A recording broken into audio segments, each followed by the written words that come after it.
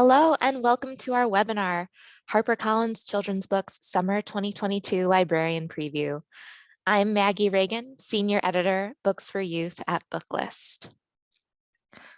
Before we begin, I'd like to go over some technical details. The audience is in listen-only mode, but we welcome any questions you may have. On the bottom of your screen is a toolbar with a section for Q&A. If you have a question or need technical assistance, simply click Q&A and type your message into the box that appears. We will do our best to respond to all tech-related questions, and we will pass along all other questions to today's panelists so they can follow up with you after the webinar. Links to today's slides and title list were included in the reminder email you received from Zoom 1 hour ago. To download them, please open that email, scroll to the bottom, and click on the link located there. You can also download the slides and title list by copying the URLs on this screen into your web browser. Last but not least, Booklist offers closed captioning on all webinars. To enable or disable captions on your screen, please look for and click the live transcript icon on the toolbar mentioned earlier. From there, you can select show or hide subtitles from the menu that appears. If you choose to enable subtitles, you can adjust the size of the captions at any time by selecting subtitle settings. Today, we'll have the pleasure of hearing from some wonderful authors, but first, let's meet the HarperCollins Children's School and Library Marketing team. Patty Rosati, Director of School and Library Marketing, Mimi Rankin, Marketing Manager, and Katie Dutton, Senior Marketing Associate. Thank you all so much for being here today, and without further ado, I'll pass it along to Patty. Thank you, Maggie, and good morning or good afternoon, everybody, depending on where you are watching. Welcome to our preview. We are very grateful to partner again with Booklist, and we are really thankful to you that you took the time to be with us today. I have just a couple of additional technical notes, and then we're going to jump right into things. I think Maggie may have mentioned that a recording of this event will be available in a couple of weeks via YouTube. But I also wanted you to know that you can download these titles both from NetGalley and from Edelweiss. So our picture book PDFs, the full PDF, it will be on Edelweiss, and you can immediately access them by clicking the links on each entry. We also are not able to tell you about all of our terrific Summer 22 titles. So what we did was we put a special collection together in Edelweiss. So you can check there at your leisure and see some of the other great books that we've got coming your way. It is my pleasure to introduce to you Lindsay Moore, one of our most terrific picture book creators. She is an artist and writer with a passion for the sea and all that inhabit it. She is the author-illustrator of Sea Bear and the illustrator of Roseanne Perry's A Whale of the Wild. Her next picture book as author-illustrator is Yoshi in the Ocean, which comes out this May. Yoshi in the Ocean chronicles the remarkable true story of Yoshi, a loggerhead sea turtle who traveled an astounding 25,000 miles after being released from the aquarium that rehabilitated her. Informational and awe-inspiring, Yoshi in the Ocean is a gorgeous picture book about patience, perseverance, the ocean, and finding your way home. Lindsay's stunning watercolor skills are accompanied by her deep knowledge of marine life. She studied marine biology and fine art at Southampton College and figure drawing at the Art Students League in New York City. She also earned her Master of Science in Medical and Scientific Illustration and has received recognition for her work from both the Association of Medical Illustrators and the Australian Institute of Medical and Biological Illustration. She's got a lot of great things happening. Please help me welcome Lindsay Moore. Hi, I am so excited to be talking to you about Yoshi in the Ocean today. This book has been such a labor of love. There was so much research involved. I learned about, I didn't know anything about sea turtles. I learned so much about sea turtles, about the geography of Southwest Africa and the Indian Ocean, all the way to Western Australia. And I got to interview experts in the States and Australia and people who worked with Yoshi in South Africa. all to understand Yoshi's story better. And now it's almost time to get this book into the hands of young readers and introduce them to Yoshi, who's just this amazing loggerhead turtle.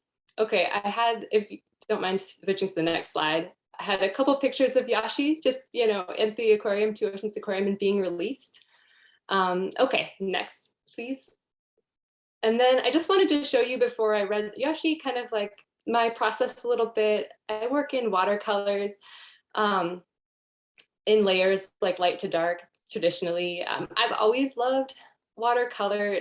I think once I was introduced to the kind of 19th century watercolorists in Great Britain, like Girton and Turner and Sargent and Blake, it just kind of captivated me. And when I think about style as a way to simplify what we see in the world and how artists communicate, I think I like to imagine the world as a watercolor. When I started working on Yoshi early on, I decided that I wanted to give the ocean kind of the treatment of a character of the book. Like it wasn't just a setting, it was so dynamic. And Yoshi travels all the way across the Indian Ocean, so she sees a lot of different ecosystems. And because the ocean isn't homogeneous, because it is amazing and diverse, and I wanted to treat the ocean like that. I think one of the things that intrigued me about Yoshi's journey was that it wasn't just a story about one sea turtle and that was rehabilitated and this amazing swim, but it was also a story about how the ocean works. You know, when I compared her satellite data to maps, bathymetry maps of the ocean, she was going to all these places where like what marine ecologists would call biological hotspots. So somewhere in her turtle brain, she knew where to find food, and where all the other animals were going to find food as well. So now I'm really excited. I'm just going to read it to you. So we can go to the next slide. So Yoshi and the ocean. Next. Okay.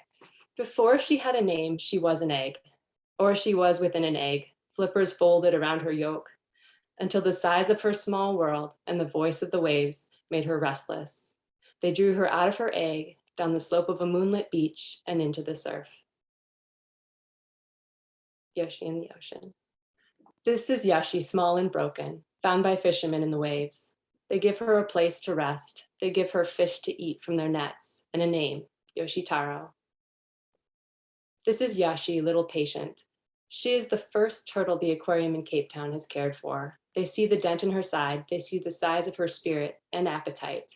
They give her a home and time to heal. They learn how to feed her and keep all their fingers. She learns not to bite them when she wants a snack. They learn how to read Yoshi's behavior. She learns how to ask for a scratch on the back. Yoshi swims circles with silvery fish and smooth stingrays. She stops to watch the crowds who watch with wonder. Years begin and end and start again. Visitors come and discover and go. Yoshi swims at the aquarium and eats and grows. This is Yoshi, queen of the exhibit. On the outside, she looks the same. Inside, though, something has changed. Now the walls of her world make her restless. She is from away from here, and that is where she needs to go. Those who care for her understand. She is healthy now. She should be in the ocean, but they worry. She has lived at the aquarium for 20 years. Will she remember how to find food? What about tiger sharks and ship strikes? What about floating plastic and fishing snares? They are not sure where she is from, but they think it is where she will go. They prepare her for a long journey. She swims laps and eats more. She is training to go home. This is Yoshi, much loved turtle.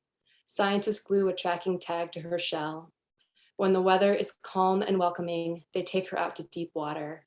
3, 2, 1, go Yoshi!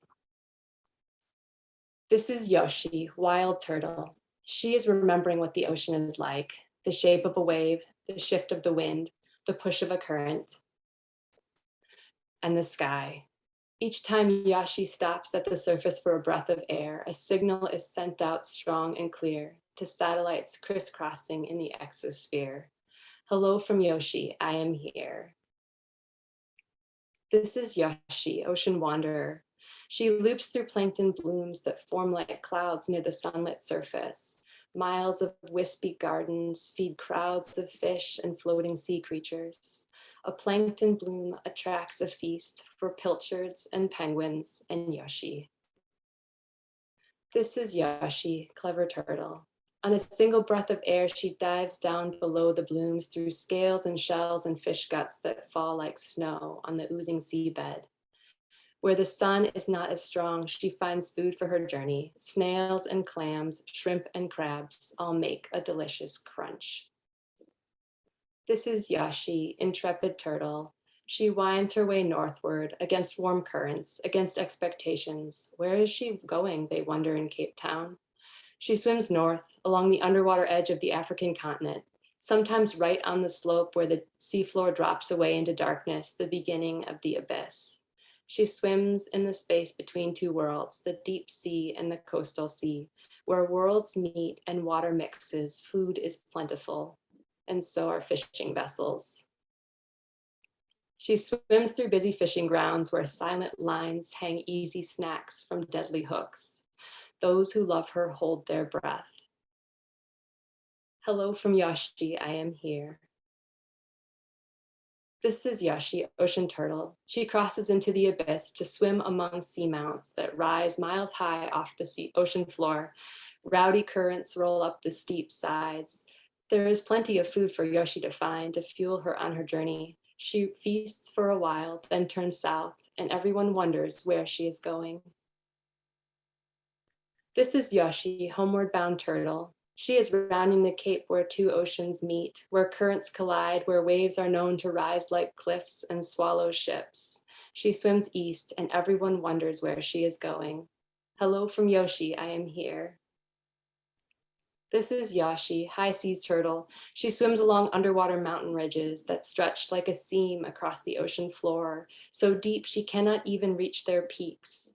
There is less for her to stop and eat here, but where warm water runs alongside cold, food can be found. Yoshi is not picky.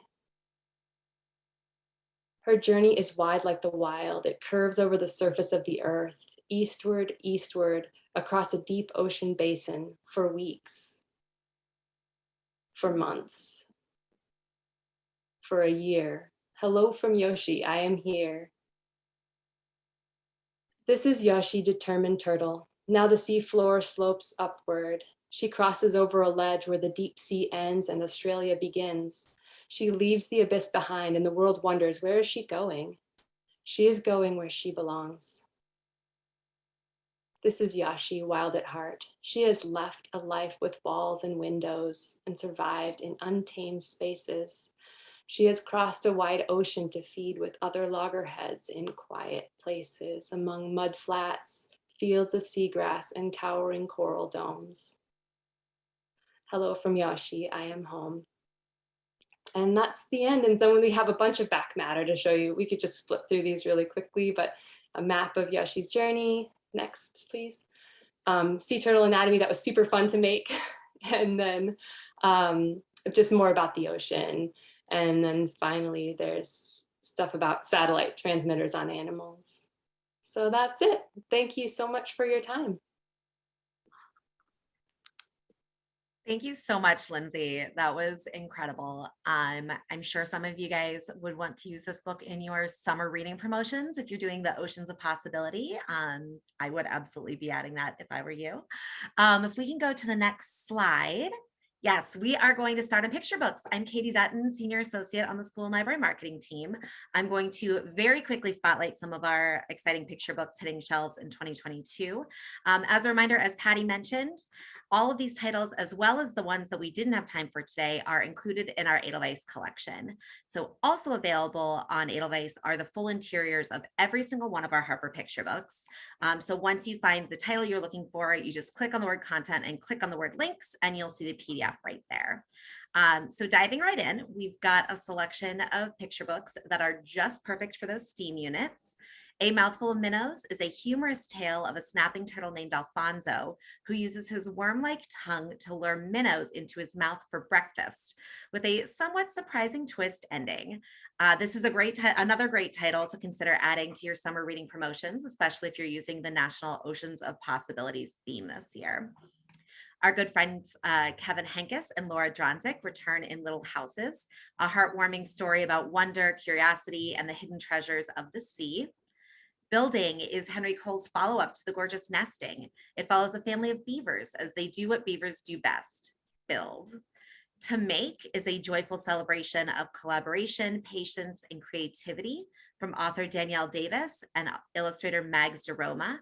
This is a perfect title for those of you who have maker spaces. This book is a terrific step towards encouraging kids towards that kind of creativity. Next, we have The Animal Toolkit from the incomparable Steve Jenkins, who, as many of you know, sadly passed away not too long ago.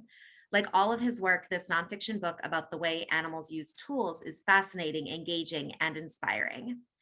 And last on this slide, we have A Very Big Fall, a story about the inevitability and acceptance of change, starring 3 adorable autumn leaves who are surprised by their turning colors and the promise of fall to come. Moving on to the next slide, we have some new books coming from notable creators. Layla, the Last Black Unicorn is a hilarious and heartwarming picture book about acceptance, self-esteem, and standing up for standing out by the one and only Tiffany Haddish. From Tony Award-winning actress Ali Stroker comes Ali and the Sea Stars, a semi-autobiographical picture book debut about a spirited girl in a wheelchair who stages a show for her hometown with the help of her community. For all you cat lovers and all of you Chris Roshka fans, I know there are more than a few out there, we have Meow, an innovative tale of friendship, love, anger, hurt, kindness, and forgiveness that celebrates the enduring bond between best friends. And don't worry, dog lovers, we have you covered as well. Bark George meets Wemberly Worried in Don't Worry, Murray, a tender tale from David Ezra Stein about facing your fears. Next slide.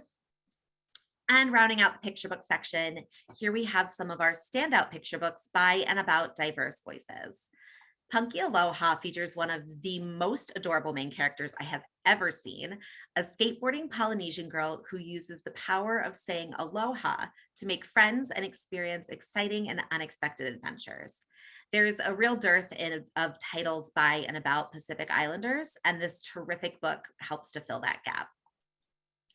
If You're a Kid Like Gavin is an empowering story from trans activist Gavin Grimm, 2-time Stonewall Award-winning and Newbery Honor-winning author Kyle Lukoff, and illustrator Jay Yang, that follows the true story of how a young boy stood up for himself and made history along the way. This is a picture book memoir of Gavin's fight for civil rights after his school discriminated against him for being trans, written and illustrated entirely by a trans masked team. Night on the Sand is a tender tale of community and resiliency in which 2 brothers who become refugees find hope in their bond with each other and through their connections with the people they encounter. This book is a really remarkable book that is unfortunately extremely timely. It focuses on the emotional core of surviving sudden catastrophe in a sensitive and age-appropriate way that allows kids to relate to the brothers, understanding and empathizing with the experience of their lives being turned upside down.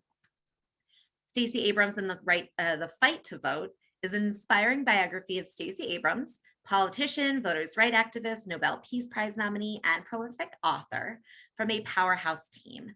You may know author Tracy Todd from Nina, her recent picture book biography of Nina Simone, illustrated by Christian Robinson, and Laura Freeman, who has illustrated over 30 children's books, including one of my favorites, Hidden Figures.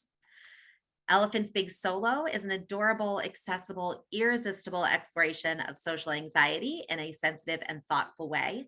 This super sweet tale about staying true to who you are is written and illustrated by Sarah Kerpiel, who uses a power wheelchair and considers her disability an important part of her identity. And looping back to that top row, we have Gigi and OGG, the first in a brand new I Can Read series by author-illustrator Melissa Awai. This series follows Gigi, a biracial 6-year-old girl who learns about her Japanese culture from her grandfather when he comes to visit. We are super excited to be expanding our classic I Can Read series to include more diverse representation. Most of you already know Ty from Ty's Travels, and we have Reina Ramos is also joining the character crew. But I absolutely just really think you're going to love Gigi. I can't wait for you to meet her. So that is it for me for picture books. And I'm going to pass it back over to Patty to introduce our next special guest. Thank you. And yep, again, those are just the tip of the iceberg. So do please, if you have the time, check out our Edelweiss collection to see some other really great picture books. And thank you again to Lindsay. I teared up again at the end of your picture book. I do every single time I read it. So thank you for being here and sharing your genius with us. Another genius coming up with one of the best author names I've ever heard, JOHNNIE CHRISTMAS.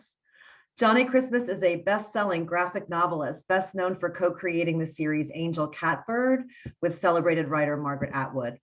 He also adapted William Gibson's lost screenplay for Alien 3 into a critically acclaimed graphic novel of the same name.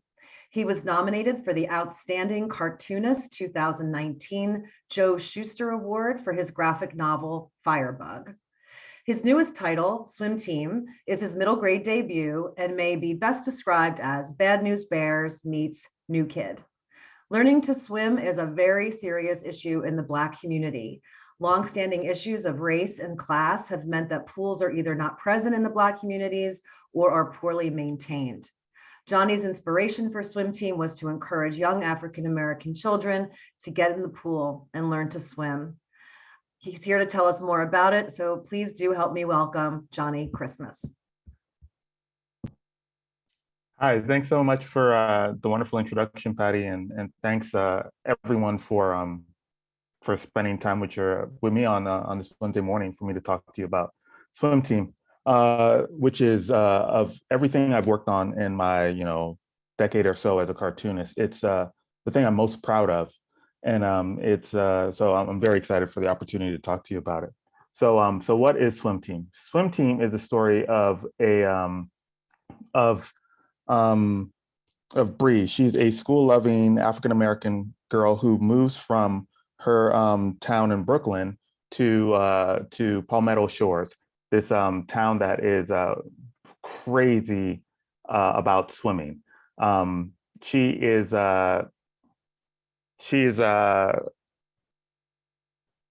sorry, I'm having screen trouble here, so I can't see anything. Sorry. So she's this town is like crazy about swimming. It's the type of town that the old men not only talk about the football game and the baseball game, they talk about the middle school swim team, and for good reason.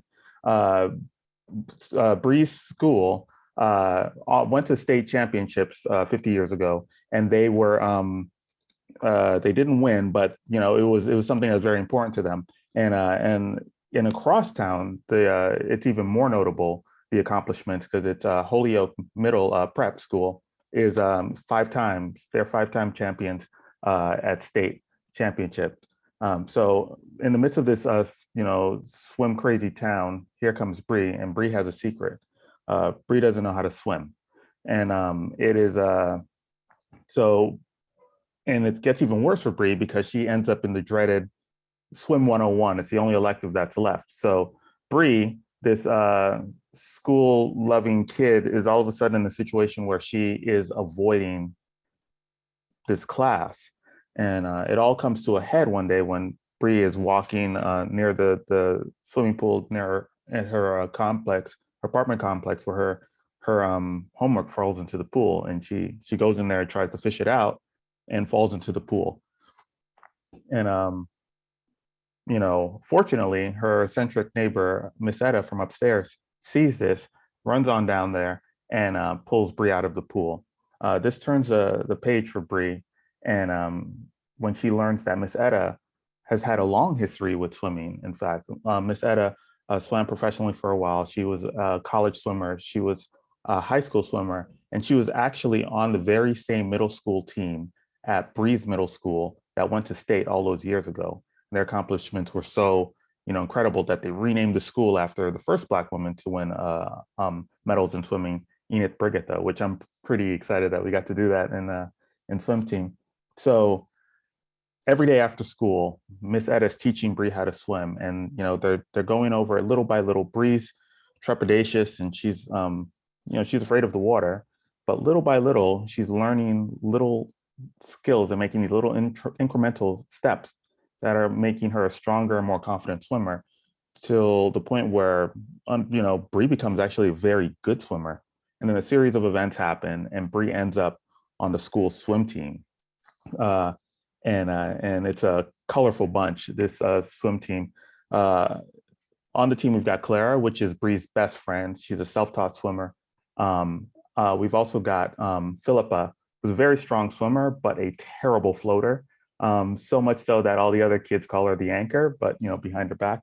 And we've got Keisha, who was a swimmer over at Holyoke Prep, but she got kicked off that team. She ends up over at Brigitte, and now she's got this socioeconomic issue where she's not used to having friends who ride the bus, stuff like that.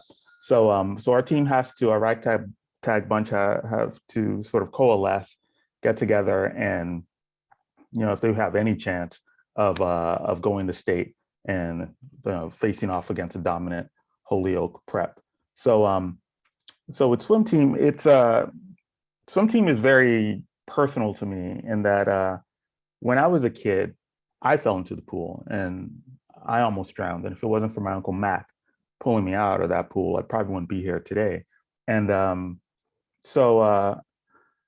was kind of a fundamental event in my life. Like I always kind of would go back to it, and I would do comics about this event over the years. I did like an 8-page comic very autobiographical about me falling into the pool and the events of that summer as a kid.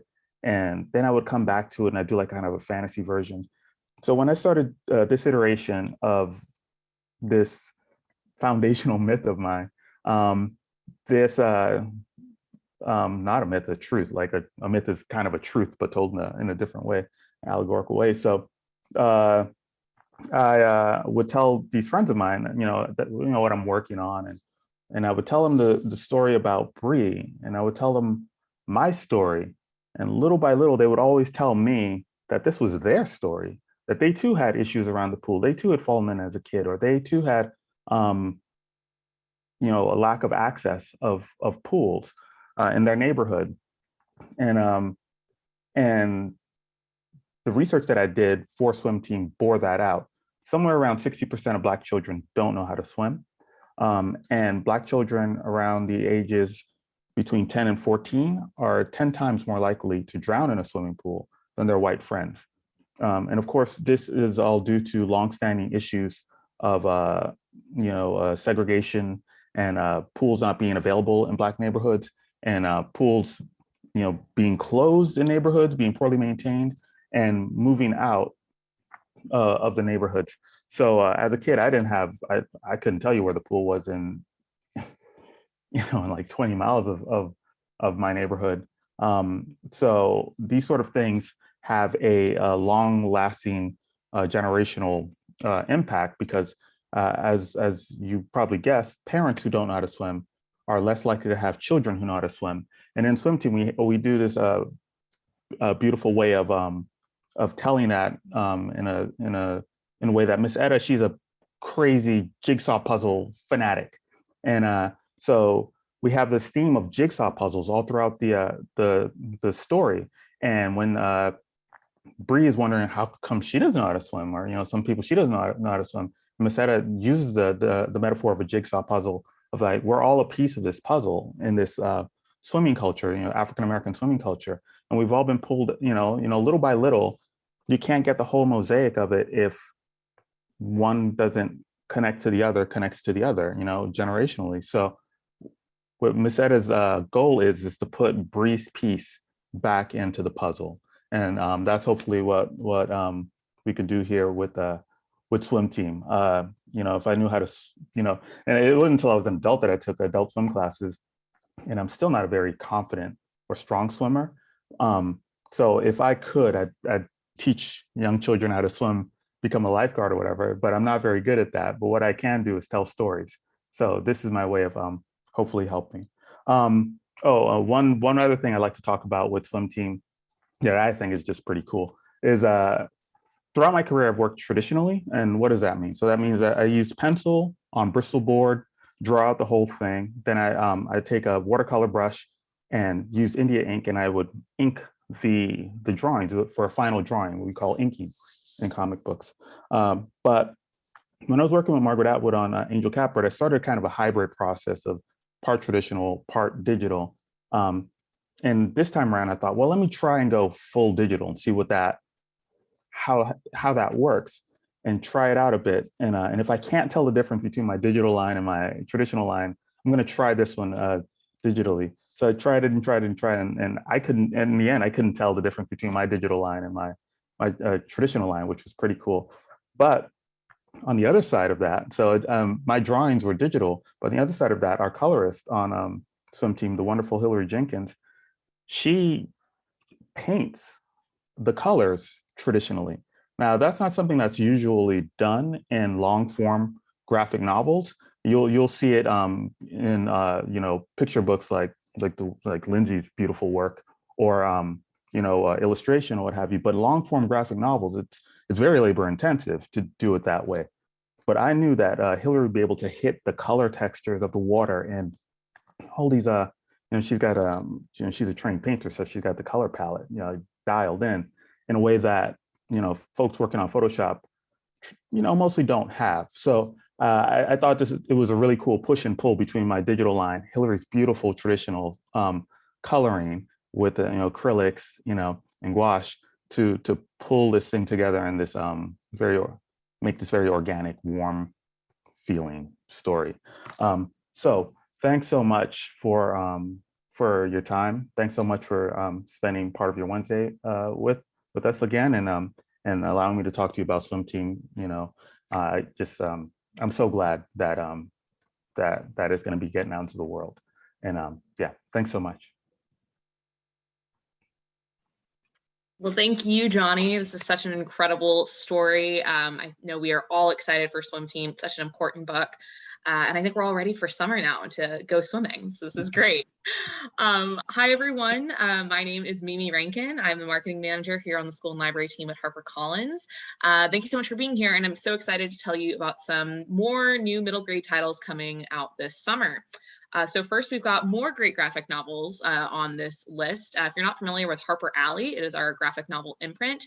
You can go to harperalley.com, and we've got educator guides on incorporating graphic novels into your libraries and classrooms, and a lot of great material there. So first up, we've got Booked, which is the graphic novel adaptation of the sequel to the Newbery-winning crossover from Kwame Alexander. We have Remarkably Ruby, which is the next book in the beloved Emmy and Friends series from Terry Levinson. And this is two ex-friends, Ruby, who was known as Bean Girl in the rest of the books, and Mia, and they're coming into themselves and just maybe coming back to each other. Then we've got The Real Riley Mays. This is a debut graphic novel from Rachel Eliot, in which fifth grade gets a lot more complicated for aspiring comics artist Riley Mays, with lots of friend drama and a growing realization that she likes girls. Then we've got Unsolved Case Files, The $500 Million Heist.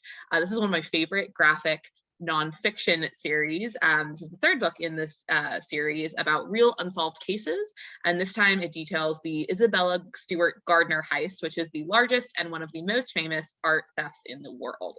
This is such a fun series. If you've got any true crime aficionados in your life, this is a great book for them. Next slide, please.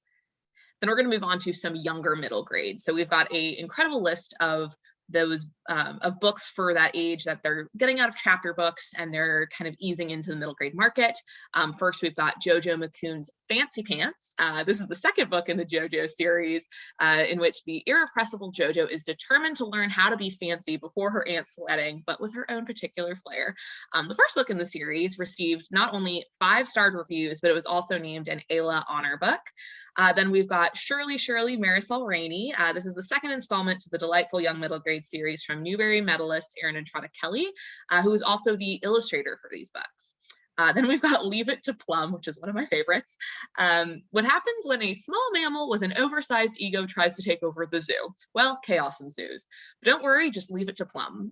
From award-winning author Matt Phelan, Leave It to Plum is a highly illustrated young middle grade novel, perfect for reluctant readers and animal lovers everywhere.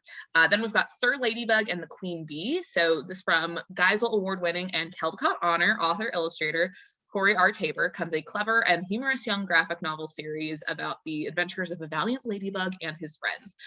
So the first book in this series is out this month in March, and the second one, Sir Ladybug and the Queen Bee, is out in June. Then next slide, please. So here's some more new and noteworthy middle grade. First up, we have Yonder. From acclaimed author Ali Standish comes her next literary middle grade novel about a boy on the home front in World War II who must solve the mystery of the disappearance of his best friend. Then we have The Civil War of Amos Abernathy. Michael Laley's epistolary middle grade debut is a vibrant, warm-hearted read about one boy's attempt to find himself in history. This is perfect for fans who loved Julie Murphy's Dear Sweet Pea. And then we have Small Town Pride, a heartwarming LGBTQ middle grade debut from Phil Stamper about a young boy who loves his small rural community, but doesn't always feel supported there. That's when his sometimes overly supportive and enthusiastic dad decides to throw the town's first Pride Festival. This is perfect for fans of Malik Pancholi. Then we have In the Beautiful Country, in the vein of novels and verse by Ting Hale and Jasmine Warga, and inspired by the author's own experiences as a young immigrant from Taiwan. This heart-wrenching story explores the stark contrast between the American dream and its reality. Then we have Grave Books. This is a thrilling sequel to the Texas Bluebonnet and hit Netflix film, Night Books, by J.A. White. Then we have Rise of the School for Good and Evil. So go back to the earliest days of the founding of the School for Good and Evil with this standalone novel from international bestselling author Soman Chainani. Readers do not have to be familiar with the rest of the series at all, but this will be a perfect lead up to the School for Good and Evil movie on Netflix later this year. And then we've got Homebound. John David Anderson returns with the conclusion to this epic coming-of-age adventure that began in Stowaway.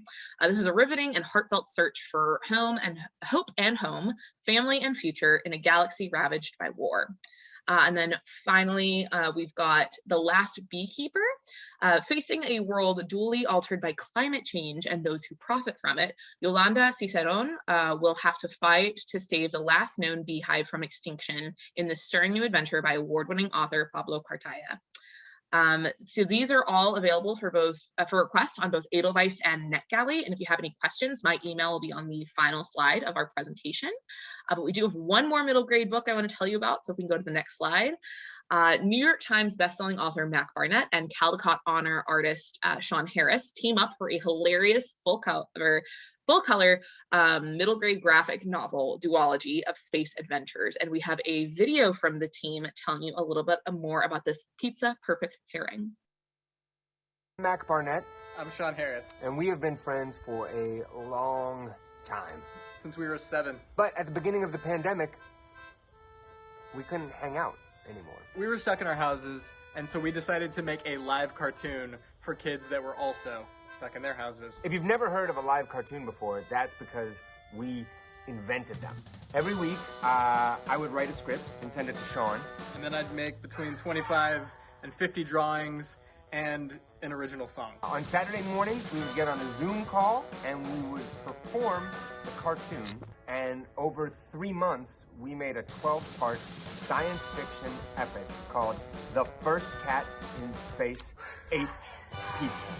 The First Cat in Space Ate Pizza!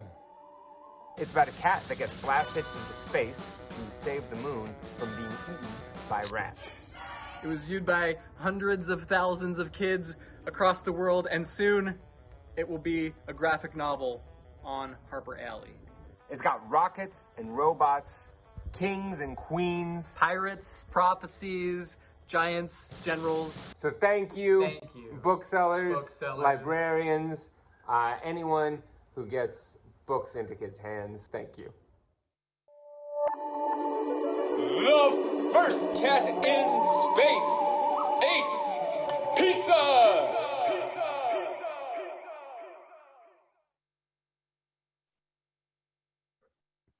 I mean, who wants to follow those two? Right?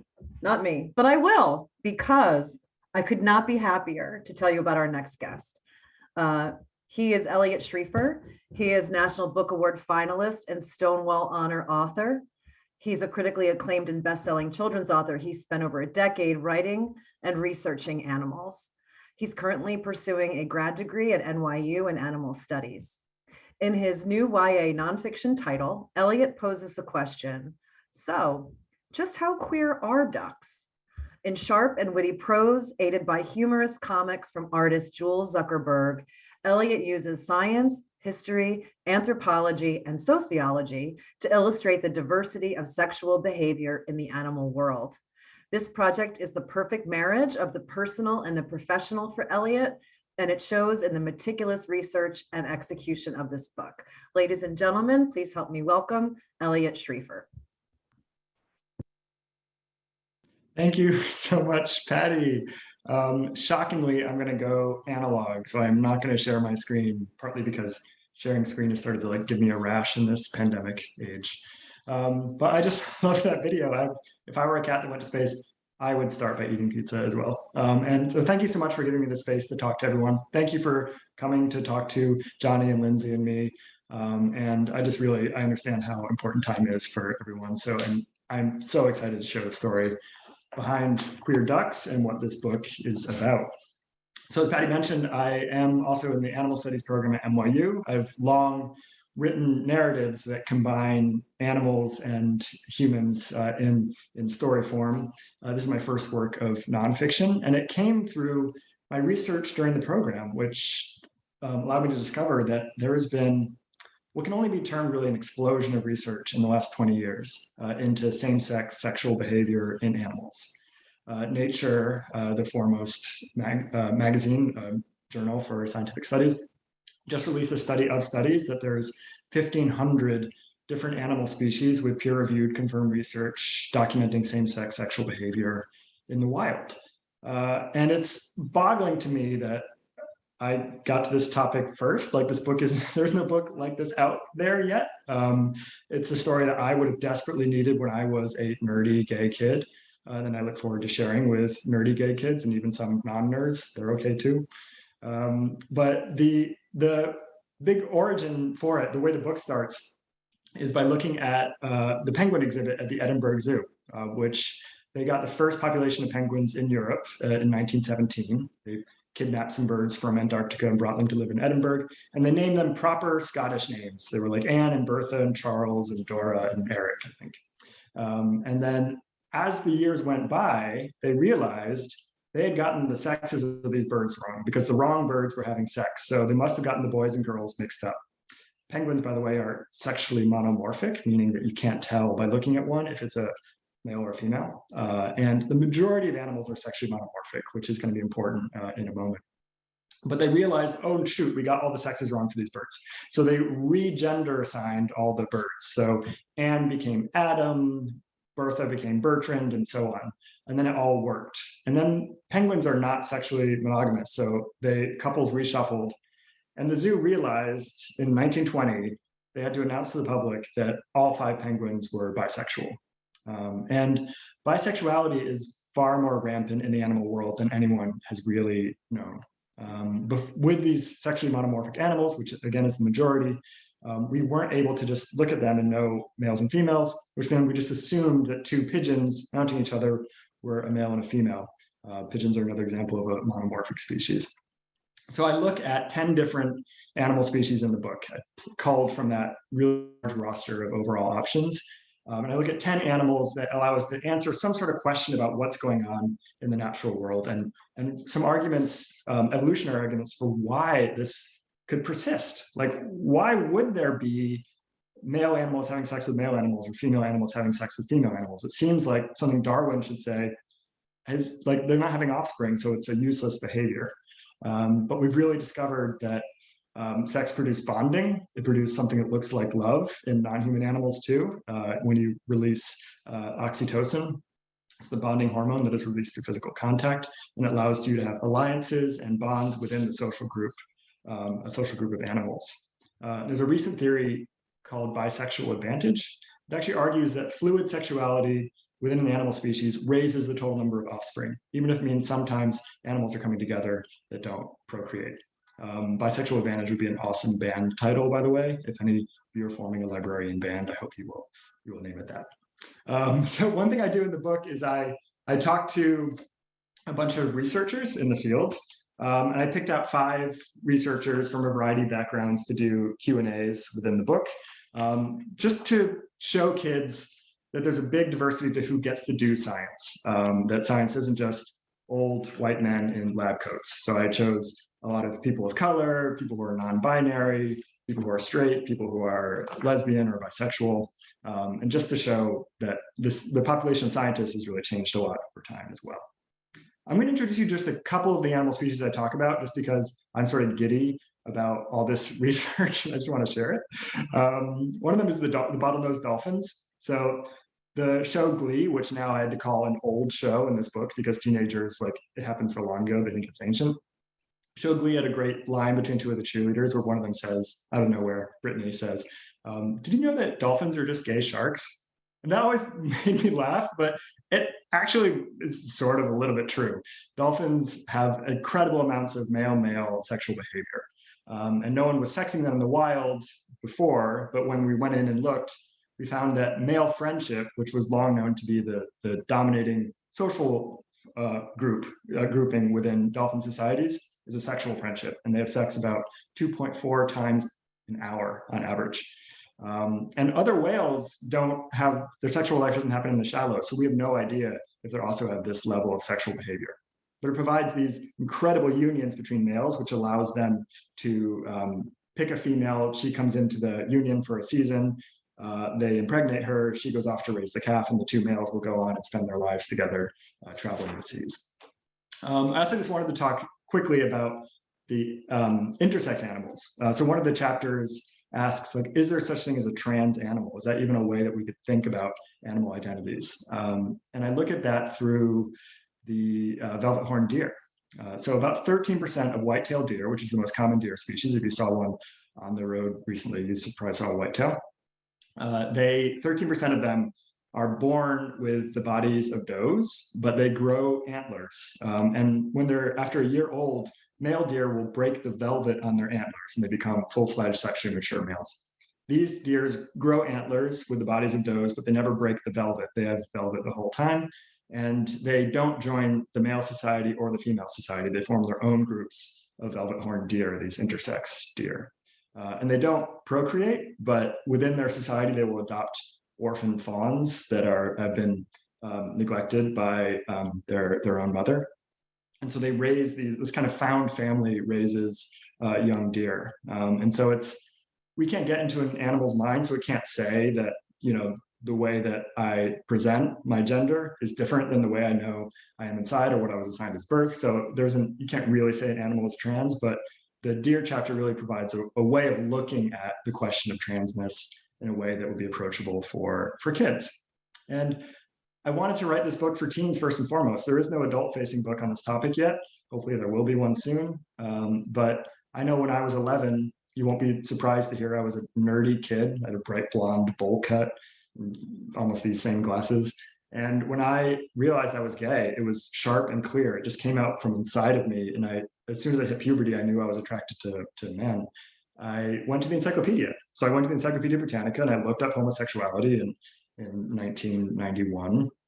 And I discovered it was this psychological aberration.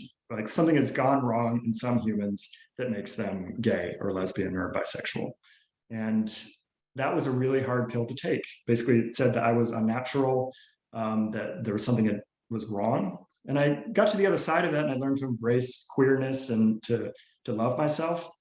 But the fact that that story was wrong, that, you know, that it's actually not unnatural and that science is catching up late, but it's catching up, was something I desperately wanted to tell kids. And especially these days when unnaturalness is the root of arguments around unnaturalness is the root of laws against gay people. We still have a death penalty offense in Uganda, which inherited its penal code from England. They had a death penalty offense against same-sex sexual behavior, arguing that it was unnatural. And it's the underpinning sentiment around bills like Don't Say Gay, which just passed in the Florida House and Senate. So this is a really crucial life-saving idea that who you are is natural, no matter how you express your gender identity and your sexuality. And so that's what I wanted to tell young people. Thanks for giving me the time to tell you a little bit about it too. Thanks, Patty. Thank you. I mean, those were some amazing facts, and I do think it is really important for kids, and especially for kids today, and especially what's happening in Florida and everywhere else. So thank you for your book, and thank you for being with us today. And I don't know if I wrote the note right down about dolphins, but they must be exhausted, right? 2.4 times an hour, yes. Oh my God. I mean, kids are going to love this book, and adults are going to love this book. So thank you so much. I really appreciate you being here. Everyone, add this to your TBR for sure, for sure. Okay, in the time remaining, I am going to speed through some teen titles that are also worthy of being added to your TBR pile. Again, this is just the tip of the iceberg. We've got lots more pubbing in the summer. Check out the Edelweiss collection for some other really great teen titles coming this spring and this summer. So first up, look what's in paperback, you guys. Thug is in paperback 5 years later. We all remember, I think most of us remember, when Angie really burst onto the scene with her multi-award winning debut, inspired by the Black Lives Matter movement, about a teen girl who's the only witness to her friend's fatal shooting by a police officer. It's now in paperback. So perfect for summer reading and college adoption first year experience. It already has been on a lot of those, but now being at a lower price point, I think it could be even bigger and wider. The new paperback also includes a 16-page anti-racism guide, along with suggested reading and other resources for readers. So couldn't be more excited about this. And those who want more of Garden Heights can catch Maverick and Seven's story in Concrete Rose, Angie Thomas's powerful prequel to The Hate U Give, which was a 2022 Prince honoree this year, also coming this summer in paperback. Next slide, please. This is by the author of Poet X, Elizabeth Acevedo. Here she brings her most well-known spoken word poem to the page, and it's paired with breathtaking, colorful art by Andrea Pippins, and it's all wrapped up in a gorgeous package with the most powerful message of self-love and the rejection of colonized beauty.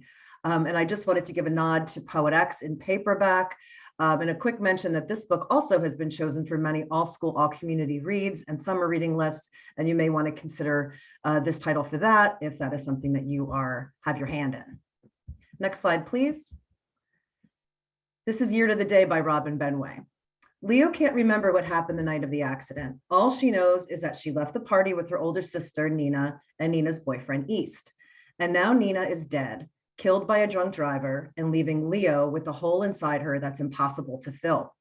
As the days tumble one into the next, Leo's story comes together while her world falls apart. How can she move on if she never knew what really happened that night? And is happiness even really possible in a world without Nina? In A Year to the Day, National Book Award winning author Robin Benway returns with the story of love, loss, and sisterhood, reminiscent of I'll Give You the Sun and Every Day. Told in reverse chronological order, A Year to the Day will claim a permanent home in your heart. Next slide, please. Here we have a couple of Shake Up Your Shelves titles. This is our program that spotlights titles by diverse creators and offers related supportive title lists and materials guides and events to help educators rethink and remix and diversify their collections. So on the left, last year, Joanna Ho burst onto the children's book scene with her debut picture book, Eyes That Kiss in the Corner. And she followed that bestseller with Playing at the Border, which we just found out earned a coveted Ezra Jack Keats Award honor for writing. So congratulations to Joanna. And here she's writing her first YA novel that explores themes of racism, classism, friendship, and mental health in an achingly powerful way. Joanna is a vice principal at a high school in the Bay Area, so she really knows firsthand how teens think, how they act, how they talk. And I think that really comes through in this first teen novel from Joanna. We're thrilled to have it. Next is The Summer of Bitter and Sweet. This is in our Heartdrum imprint. Heartdrum, we launched it last year. This is our Native First Nation imprint, and it's been met with tons of enthusiasm. Every book on the inaugural list got multiple starred reviews, and ended up on every end of year list. And 3 titles from that launch list received ILA awards this at Midwinter. We're delighted to have our first YA offering in the imprint, The Summer of Bitter and Sweet, about a demisexual Métis girl living in the Canadian prairie that offers a very thoughtful depiction of violence against Indigenous women. And then I Rise, with its arresting cover, it's an unforgettable novel about racism and social justice, as 14-year-old Ayo has to decide whether to take on her mother's activist role when her mom is shot by the police. As she tries to find answers, Ayo looks into the wisdom of her ancestors and her Harlem community for guidance. Next slide, please. New Voices, this is our program that spotlights new talented writers and illustrators, and we have 2 to talk to you about in the teen category. This Place Is Still Beautiful is a noteworthy debut that follows 2 estranged sisters who reunite in their small Midwestern town when their family becomes the victim of a hate crime. And then Lesbiana's Guide to Catholic School, perhaps my favorite title on the list, is a funny, moving novel about a queer Mexican-American girl navigating Catholic school while falling in love and learning to celebrate her true self. Next slide, please. Here we have Dean Atta, who was our Stonewall Award winner 2 years ago with Black Flamingo. And here is his next novel. It's a coming-of-age novel in verse about the beautiful and sometimes painful fallout of pursuing the love we deserve.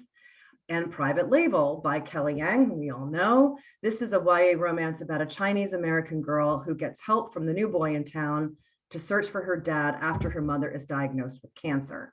This is a beautiful and complex mother-daughter story, and like she did so well with Front Desk, Kelly is drawing from a deeply personal place for this novel. And then my last slide, a couple of next in series books that you might want to know about. Blade Breaker. This is Victoria's sequel to Realm Breaker, which is her new thrilling fantasy series. And of course, we all know Victoria, and your kids and teens all know Victoria from her mega popular Red Queen books. And this one is off to a terrific start too. And I think those who love Red Queen will like this just as much.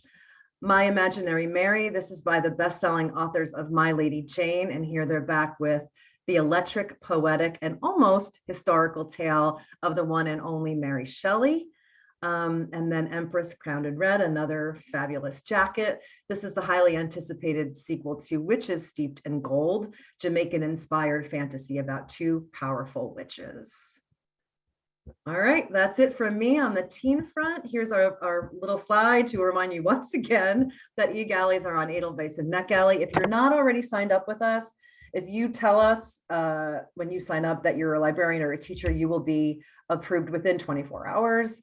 We've got other books on this list that are in these Edelweiss collections. Mimi has volunteered as tribute to accept your emails. If you have any questions at all for us, please write to Mimi, and she or one of us on the team will respond to you. Follow us on social. We're all over, and I think we offer up some interesting things, so please check us out. And that's it from me. We have a couple of minutes. I don't know if there were any questions, Grace, that we might want to look at, or if we should just let everybody go to lunch. What do you think? Let me check the questions quickly. Thank you. Thank you.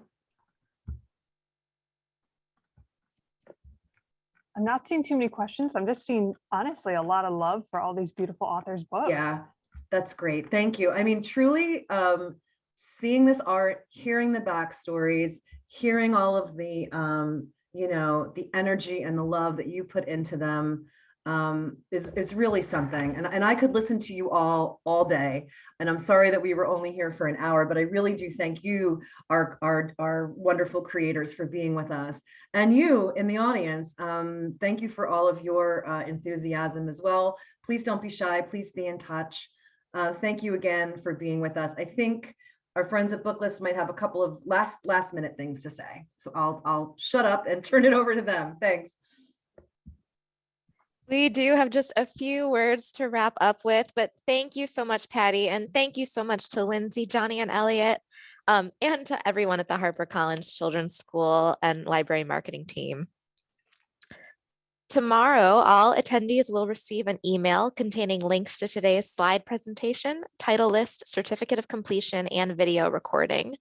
For more about Booklist webinars, be sure to visit www.booklistonline.com/webinars, where you can view archives of past webinars and register for upcoming ones like those you see here. If you are not yet a subscriber, you can pair the page-by-page reading experience of prints with the convenience of online access at booklistonline.com and lock in print, online, digital, and archive access by taking advantage of this special webinar offer to get Booklist for $75. While you're perusing Booklist online, be sure to check out Book Links, a quarterly supplement to Booklist, perfect for educators and school librarians.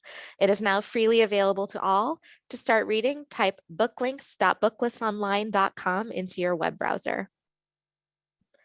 Patron-friendly, librarian-approved, and free with a Booklist subscription, Booklist Reader, Booklist's new digital-only magazine highlighting diverse readers' advisory recommendations for all ages, has arrived.